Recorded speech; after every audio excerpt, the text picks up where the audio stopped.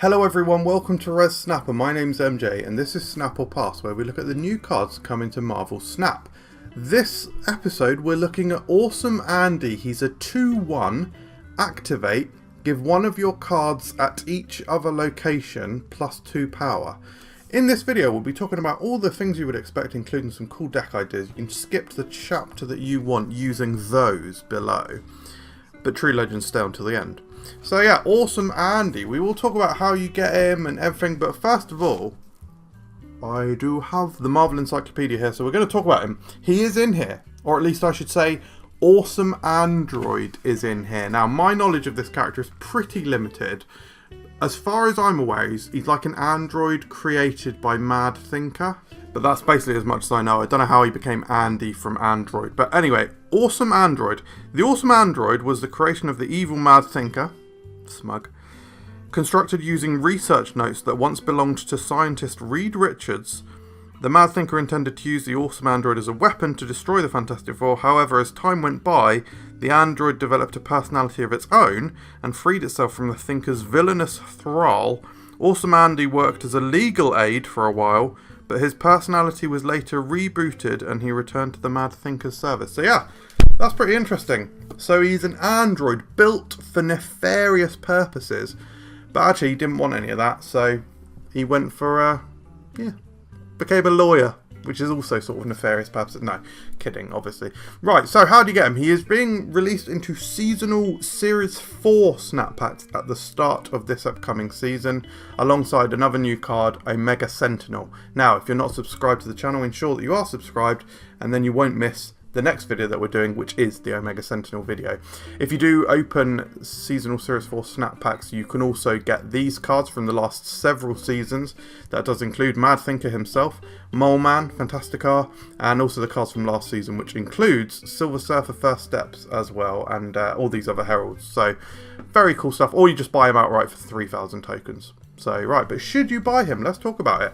So I think the archetypes he's going to fit into includes the Atlantis archetype. So this is the one where you play like Namora, or you've got 2 cards, one each card in another location, and then you've got like a central location. Doesn't have to be the middle one, but a central location where you play all your buffs and all your other things that you're going to do, which could be like a Namora Odin sort of path.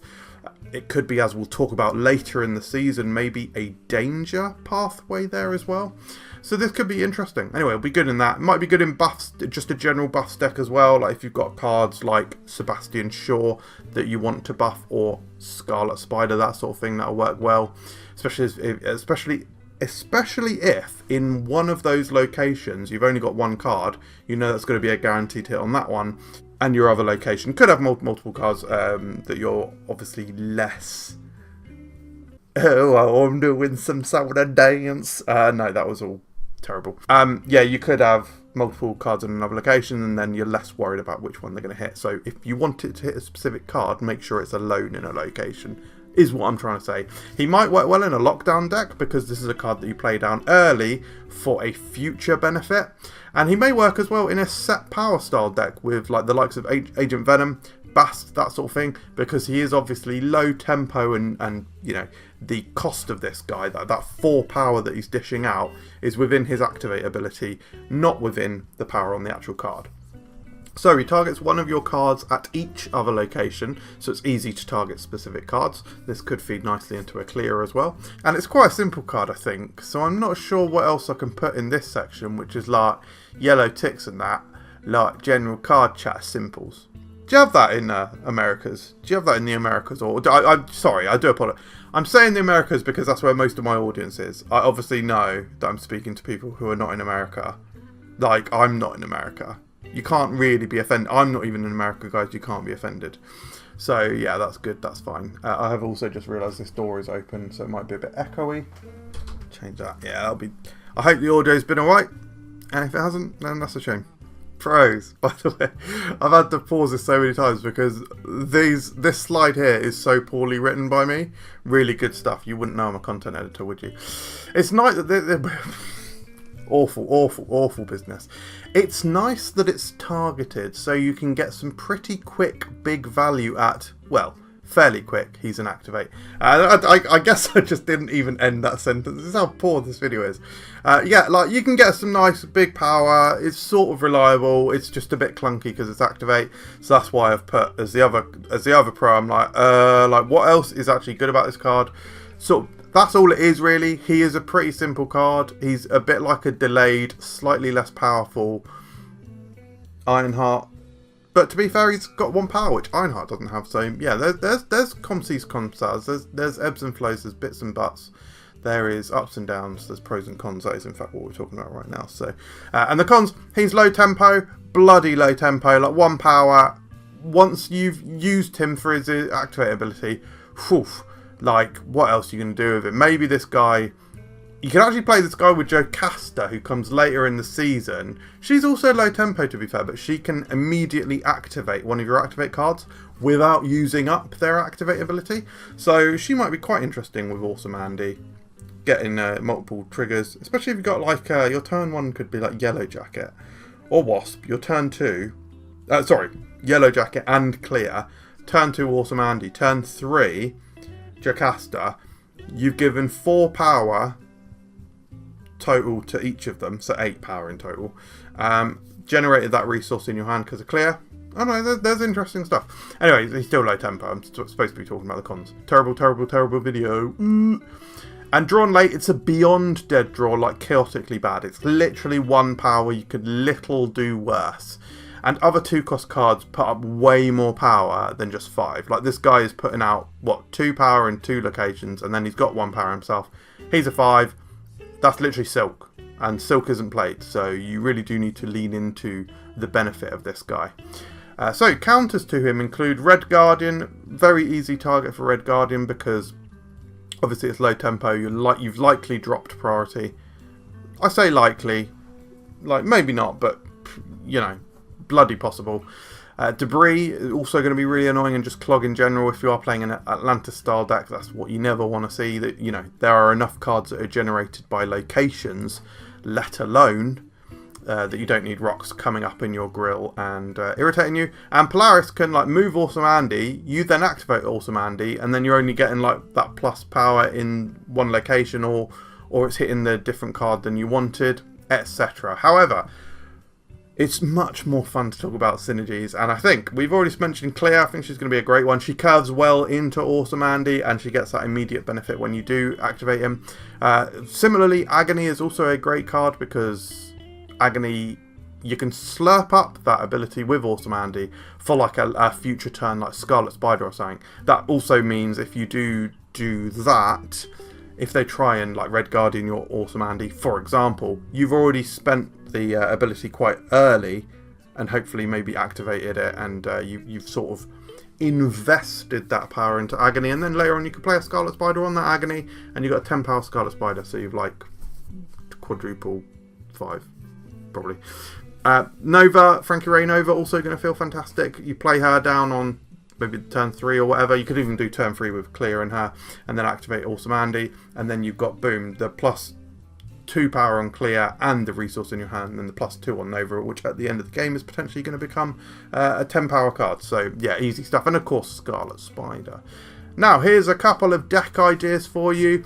The first one is called Andy in Tandem, because this is all about just like 2s in it. It's just like 2s. So we have got Clea and Agony. We've literally spoken about them in this very video. Awesome Andy, then we have also got Lasher to benefit from this potential duplications. We have also got some cards which, well, actually I suppose we've just got Iron Man as the other card, which you might want to play on turn 5 and then activate Awesome Andy, although you probably activated earlier than that. And then the rest of these cards, actually this is more of like a general buffs deck than I guess an Atlantis one. You've also got Angela, Ironheart, Nakia, Absorbing Man, crucially can be a few of these nice on reveals, either the Ironheart, potentially the Nakia, or even a Black Panther in a pinch, right? Yeah, and actually the only Series 5 card in this deck is surprisingly the Clea rather than anything else, because Awesome Andy is of course a Series 4 card. This is a budget deck though, so newer collection level players, or lower collection level players I should say, newer players in general, We'll appreciate this. You can certainly improve it if you've got a larger collection. But how about Sandy, Andy? Called Sandy because it's an Atlantis deck, and Atlantis is sort of like beach vibes, isn't it? Or is Atlantis the opposite of a beach because it's actually underwater? No, it's probably not the opposite of a beach. That's probably a ridiculous thing to say. Anyway, this is a bit more of a typical classic Atlantis deck. We've got Frankie Rainova, we've got the Lasher, we've got Agony, Clea. Who are the other cards that you want to benefit? So those are actually the main cards that you want to benefit from this. Now, if you haven't seen me mention this, or you haven't seen my Nova gameplay video, I really like Kahori with Nova. I think she'll work well, particularly in this deck, and Awesome Andy is feeding into that as well. But the reason I include Snow Guard and Agent Coulson here are for the Kahori, especially on the final turn. If you have played Kahori, if you've played, for example, you might have Clea in one location, Frankie Rainova in another. Maybe you've played Awesome Andy in this particular game, but you may have played some combination of Agent Coulson or Snow Guard. Then you've played a Kahori. Then when you Namora and then Odin on the final turn, you are filling cards into your, or adding cards into your hand, more cards into your hand before the Kahori activates. Anyway, and I've just found it's really good, and also just Coulson is really good in that particular role because it gives you some extra unpredictability. But yeah, I really love this style of deck. The 2 6-cost cards being Odin and Sasquatch is fantastic. You can choose between duplicating the effects or playing a larger Sasquatch somewhere else if you think you need it. So very good stuff. I would recommend this deck.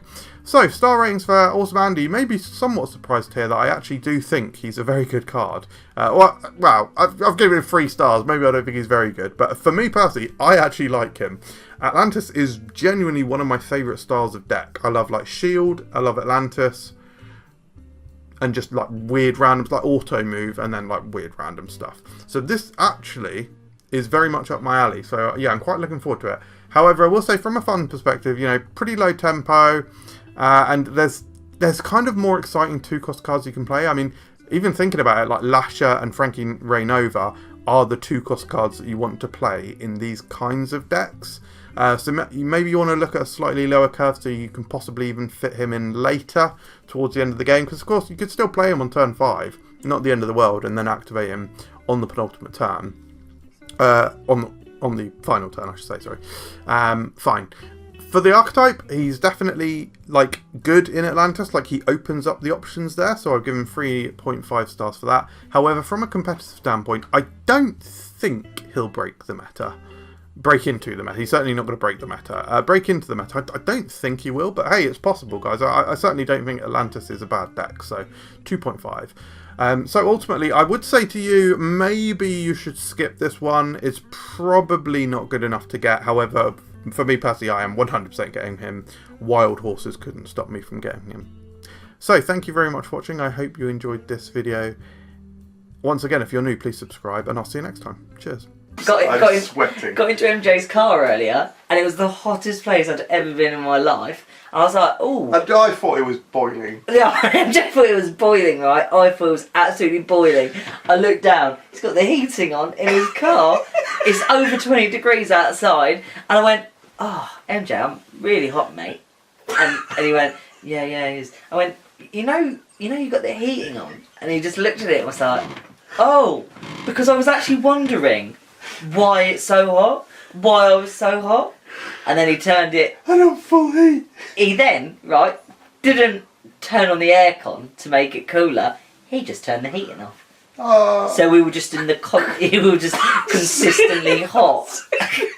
And I went, "You're not going to turn the cool air on?" He was like, "Can do." And I was like, "Does that mean you don't want to?" And he was like, "No, I don't mind. Like, can do." And I was like, "Are you, like, you don't like the aircon in the car?" Fine. And he was like, No, it's sort of fine. It's all fine, yeah, it's fine. So he doesn't put the aircon in his car. You can. Everyone in my family seems to be buying freaking hot tubs at the moment. Really? Yeah, my sister's got one. My mum and dad have just bought one. Jesus. God knows, man. What? Sorry? Hot tubs. I thought you said hot dogs. Yeah. Well, anyone got a hot dog, mate? I'll lend you the money. Christ. I mean, yeah, if you want to give me hot dog money, I won't say no to that either. Bit of people soup in it. I don't like the idea of them. There's a bath outside with your nan. What's the point?